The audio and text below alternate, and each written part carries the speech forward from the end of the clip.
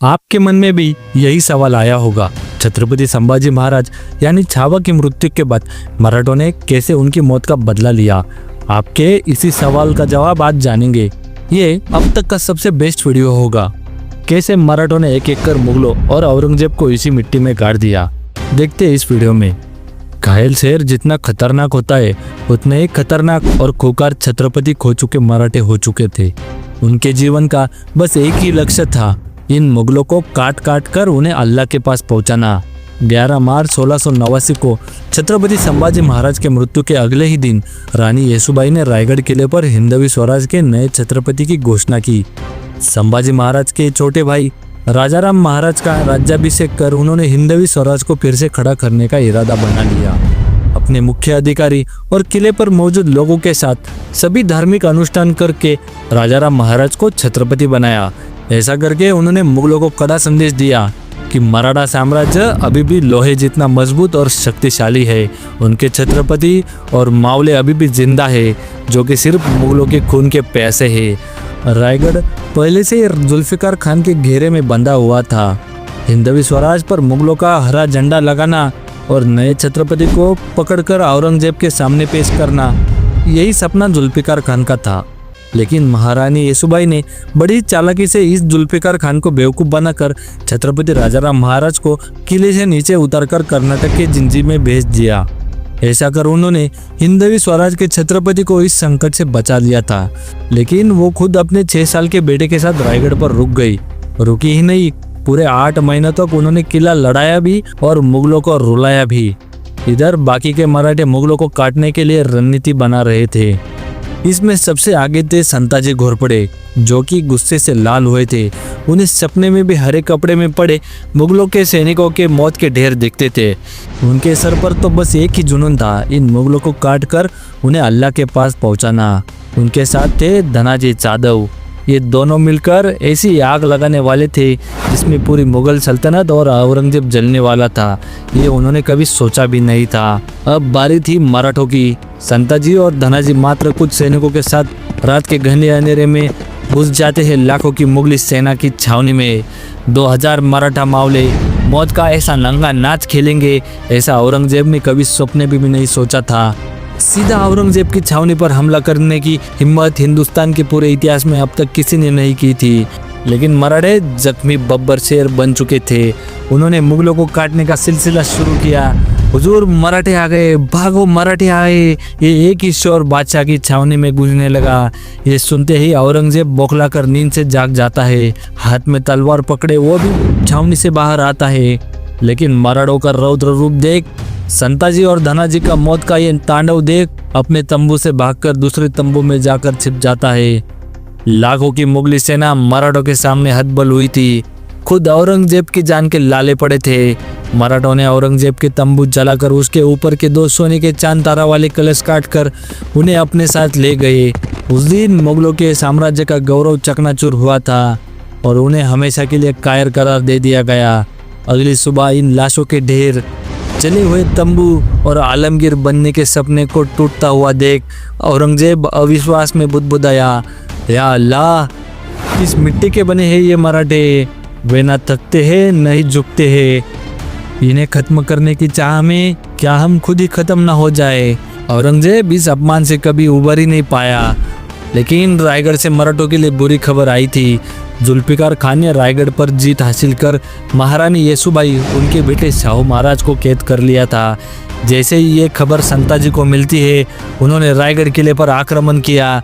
मराठों ने जुल्फिकार खान की सेना को काटकर रायगढ़ किले पर कत्लेआम मचा दिया और मुगलों को बेशकीमती खजाना, घोड़े और 5 हाथी लूटकर उन्हें पनाला किले पर लाया गया। इस तरह से मराठों ने छोटे छोटे हमले कर मुगलों को मनोबल तोड़ दिया था। वही दूसरी ओर राजाराम महाराज प्रतापगढ़ से सज्जनगढ़, सातारा और उस तरफ से पनाला किले पर पहुंचे। अब उन्हें यहाँ से महारानी येसुबाई के कहने अनुसार जिंजे के लिए जाना था। लेकिन इस सब में सबसे बड़ी बाधा औरंगजेब बनने वाला था। वह यह जानता था कि राजाराम महाराज जिंजी के लिए जाएंगे, इसलिए उसने जिंजी जाने वाले सभी मार्गों पर नाकेबंदी करवाई। लेकिन मुगलों को चकमा देने के लिए राजाराम महाराज व्यापारियों का वेश धारण कर आगे बढ़ते रहे। शिमोगा आने पर मुगलों को उनके इस चालाकी का पता चल गया और वे अपनी सेना लेकर उनके पीछे जाने लगे। लेकिन उनके आने वाले मार्ग पर मुगल सैनिक उनके आने का इंतजार कर रहे थे। ऐसी कठिन परिस्थिति में भी 2 और मराठा योद्धा उनकी सुरक्षा के लिए तैयार थे। संताजी जगताप और रूपाजी भोसले अपने राजा की रक्षा के लिए तैयार हो गए। संताजी जगताप अपनी सेना के साथ मुगलों से लड़ते हैं और रूपाजी भोसले राजाराम महाराज के साथ आगे निकल जाते हैं। लेकिन फिर भी अब्दुल्ला खान अपनी सेना लेकर उनके पीछे लगता है। फिर एक बार तुंगभद्रा नदी के किनारे मराठे और अब्दुल्ला खान की सेना में तूफान रूप से लड़ाई शुरू होती है। एक तरफ से हर हर महादेव की घोषणा और दूसरी ओर से अल्लाहू अकबर का नारा लगता है।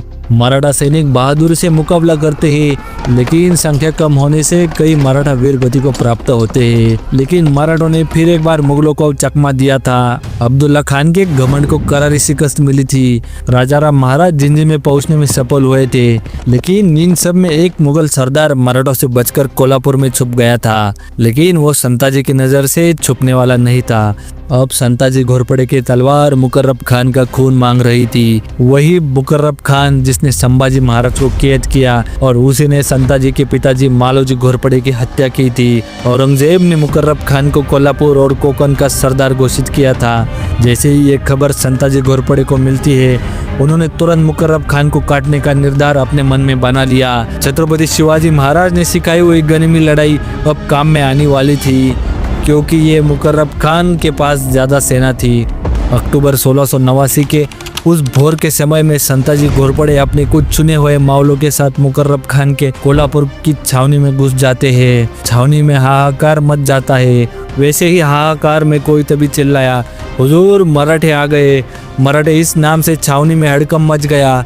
इसी शोर से मुकर्रब खान और उसका लड़का खाने आलम ये भी घबरा कर जाग जाते हैं। औरंगजेब की छावनी में संताजी ने किया हुआ कत्लेआम मुकर्रब खान सुन चुका था।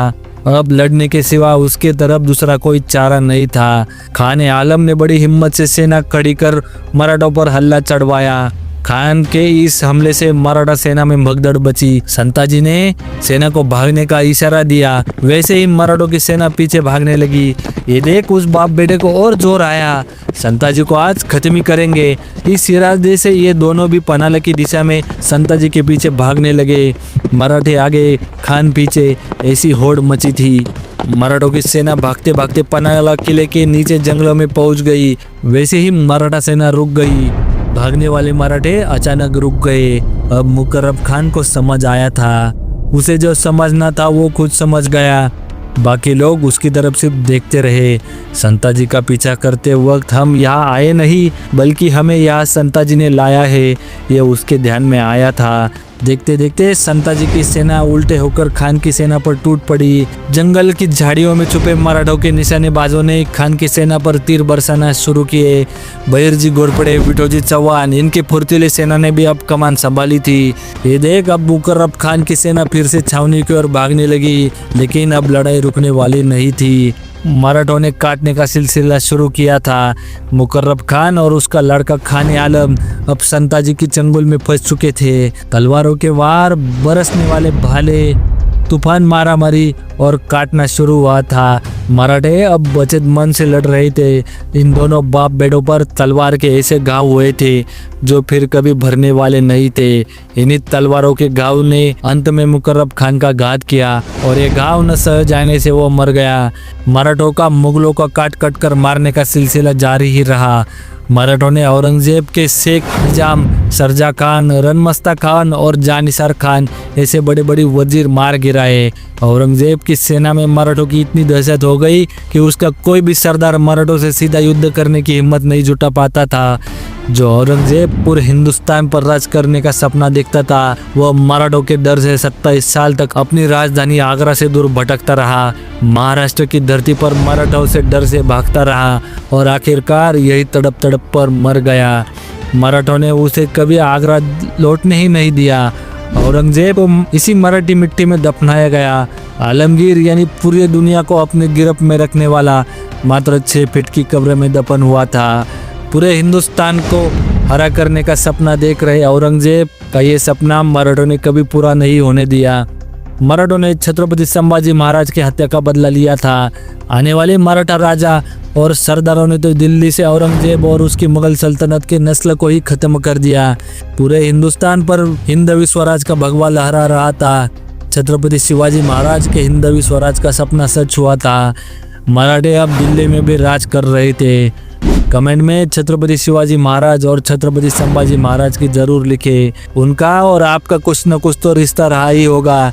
भले ही आप हिंदुस्तान के किसी भी राज्य से हो, लेकिन छत्रपति शिवाजी महाराज और छत्रपति संभाजी महाराज का आपसे कुछ रिश्ता रहा ही होगा। सभी महान और वीर पराक्रमी मावलों को शत शत नमन। जय माँ भवानी, हर हर महादेव। छत्रपति संभाजी महाराज के बेटे ने कैसे मुगल बादशाह की आंखें निकाल दी, जानने के लिए इस वीडियो पे क्लिक करें।